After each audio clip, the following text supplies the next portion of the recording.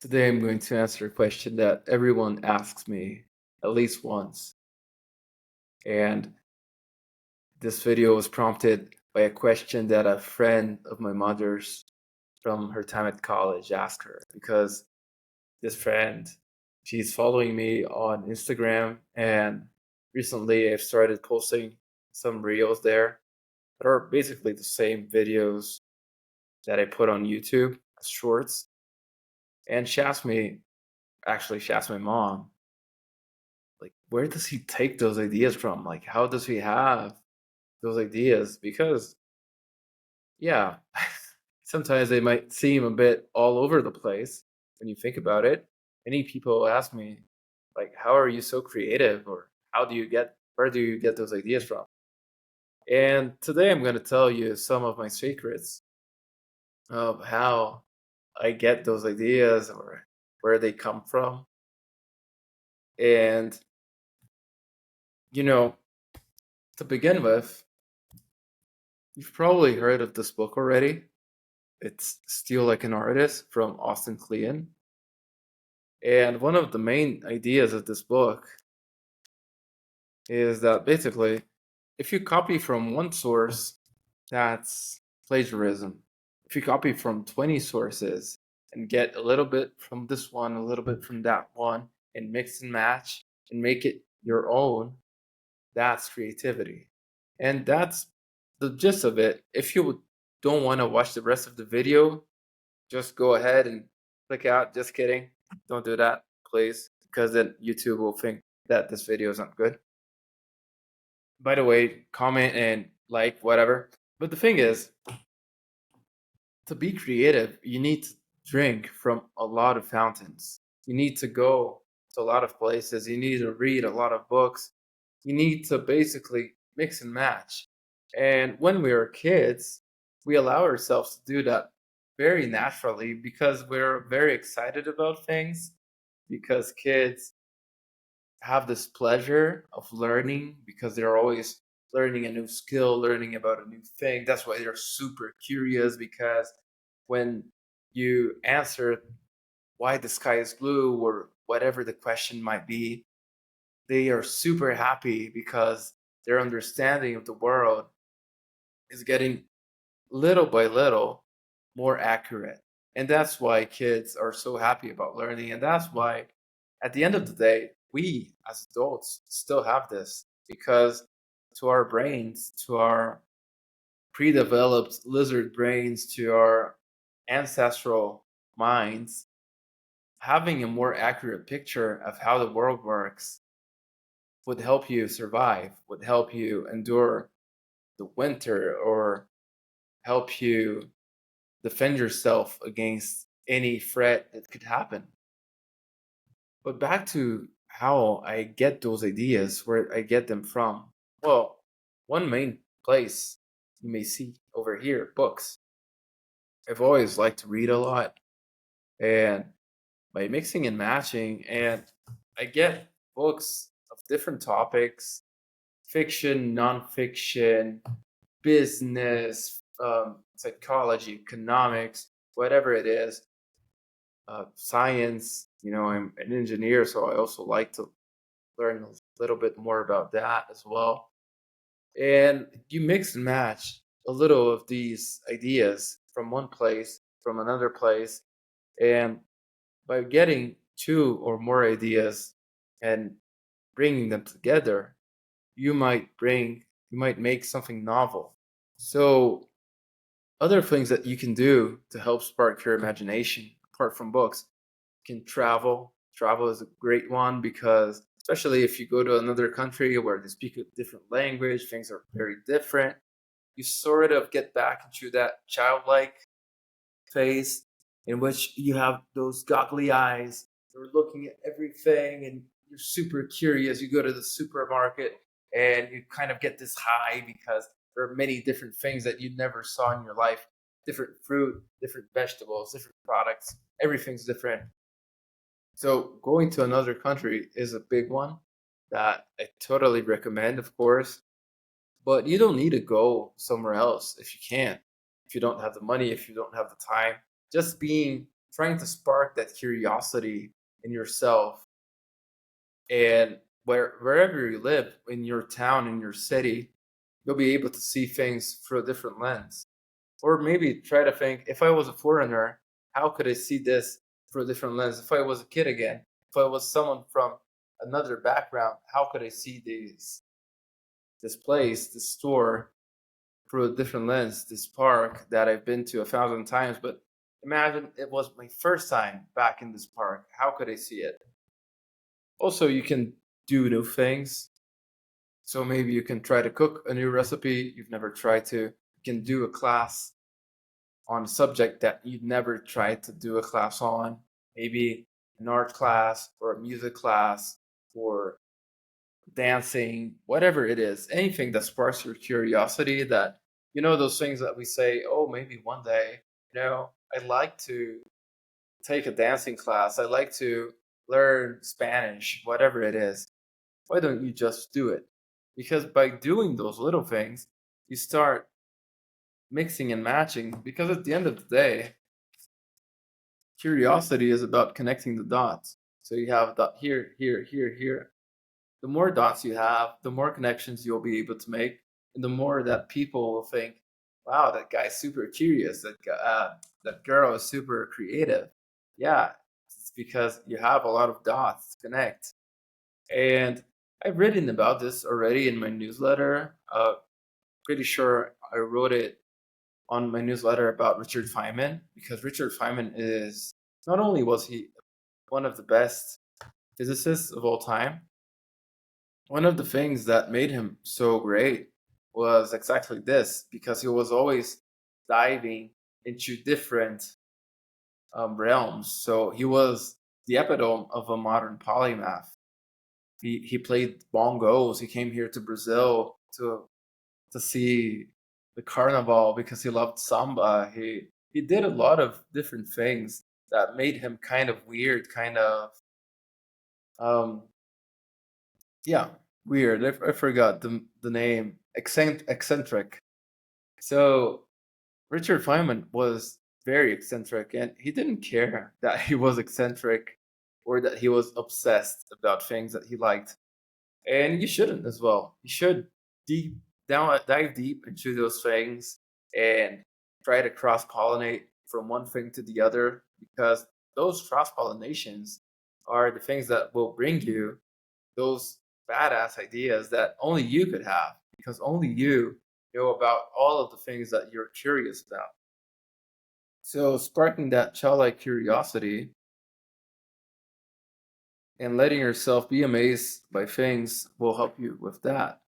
Also, going back to something I just said, anywhere can give you new ideas. So if you do the same things every single day the same way, you wake up at the same time, have the same breakfast, you put on the same clothes, you go to work, but on the same road, of course you're not going to have novel ideas, because you're basically living the same day over and over and over and over again. And then you'll say at the end of the year, this year has gone by so fast. Of course it's gone by so fast. You lived 365 times the same day. You're living the movie Click. Everything's on autopilot. That's why you don't have new ideas. That's why you think that time's going by super fast. Yeah, because you have no novelty in your life. And you don't need to do the crazy ass things. You don't need to jump from an airplane, go get a parachute lesson or whatever. Go to the middle of the Amazon forest or sail around the world. You don't need something that extreme. You just need to put some adventure in your life. If you don't have days in your life that could be in that realm of, the best days of your life, those days that you can say, oh, that this day was one of the best days ever. It doesn't have to be something extreme. It can be just that day that, you had an awesome afternoon with your father and you went somewhere that you guys liked, and you had a good conversation and a nice hot coffee or tea, or a day in which you had all by yourself and you did all of those things that you've always wanted to do. And you don't need to go somewhere expensive. You don't need to do those things to get those ideas, to get those days rolling. You just need to be focused and present in the moment and do the things that you really want to do. And you always make excuses to. So, yeah, and the gist of it is, where do I get my ideas? I get my ideas because I like to expose myself to different books, to talk to different people, to read different things, travel, to see movies. And all of these little things compound over time. And by cross pollination, you get some kick ass ideas, things that people would never think about. Like, I think, yeah, if I go back to my newsletters, there are some very, very weird ideas that I had, as, for instance, fake imposter syndrome, your bitch, or where do ideas come from? And it starts talking about like the mom and pop idea, having a kid on prom night, like on the hood of the car or something like that. I don't even remember. I have so many ideas. It's such a prolific thing that I don't even remember all of the ideas I have. And sometimes people say, when you said this, or that, it changed my life. And I'm like, really? It's like, this is so obvious because it's obvious to me. And for you guys who also have a bunch of ideas, who also have a bunch of references and study a bunch of things, that probably happens to you as well.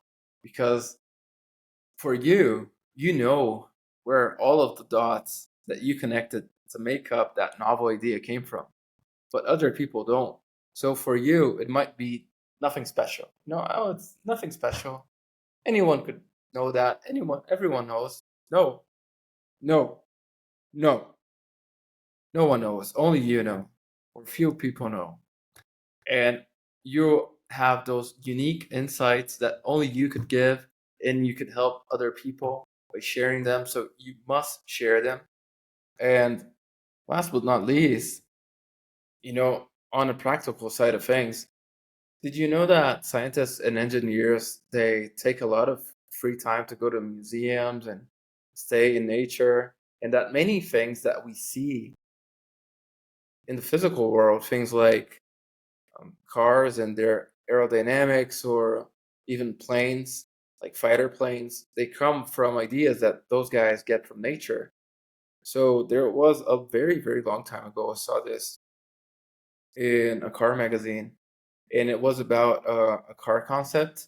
And they had taken the idea for the shape of the car from a species of fish, because the engineer had gone to natural history museum or an aquarium or something like that, and seeing that fish, he got those ideas and then took it to his office. And they must have had a very interesting conversation about how that little square shaped fish could be made into a car concept. But even if you go and look at the delta wings of fighter aircraft or of the Concorde, when you look at birds of prey like eagles or falcons, especially falcons, the smaller ones, the shape that their wings do when they spread their wings, it's pretty similar. And also all of the aerodynamic of the metal bird, of the jet plane, is pretty similar if you look at it as the bird when they're going down. So the big thing about those birds of prey is that they go down very quick. They reach speeds of 300 kilometers an hour or something like that. So they see very far.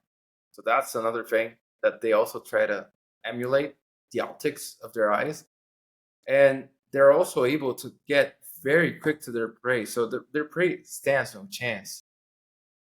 And engineers and scientists try to emulate those things that they see in nature, or even structures of buildings. They might try to emulate things that happen in trees or in other natural things. So think about this. In a world with so many things to see, there are so many ideas that you can get from nature or from another culture or from product or from a book. And just by having this mindset, you'll be able to cross pollinate so much more and so much quicker that there is no way that you shouldn't be doing as this book says, stealing like an artist. And stealing like an artist is not actually stealing. It's about getting a little spark here, a little idea there, and not only two, preferably you get a bunch of them, and then that's the stealing like an artist thing, like a Leonardo da Vinci, like a Michelangelo. You get a bunch of those elements and you make something new, something that's your own. So basically, this is it. This is how I get my ideas. Is about having a bunch of references and being curious about things and doing the small things, paying attention to your surroundings, for instance, or reading books on subjects that you know nothing about, or going to a different place with a different language, watching videos or movies, because nowadays you don't need to actually travel. You can just go onto your streaming platform or YouTube or whatever, and you can have access to this.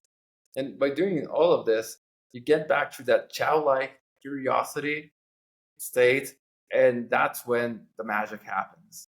So I hope that you guys had a great time watching this, and I hope that you guys have a bunch of new ideas. And please, by all means, follow my channel and follow also my newsletter. Great things are coming. I always say that great things are coming, but this time it is for real. Great things are coming on my newsletter, new things, new products, and the members will get early bird discounts and early access to stuff. So also share it with your friends, your family. Thank you for watching. And let's unleash those inner rock stars in the making that you guys have. And let's unleash the best ideas ever, because I know that you have some awesome ideas deep down. And you are going to show them to the world. I dare you. Keep rocking, keep rolling. Let's go.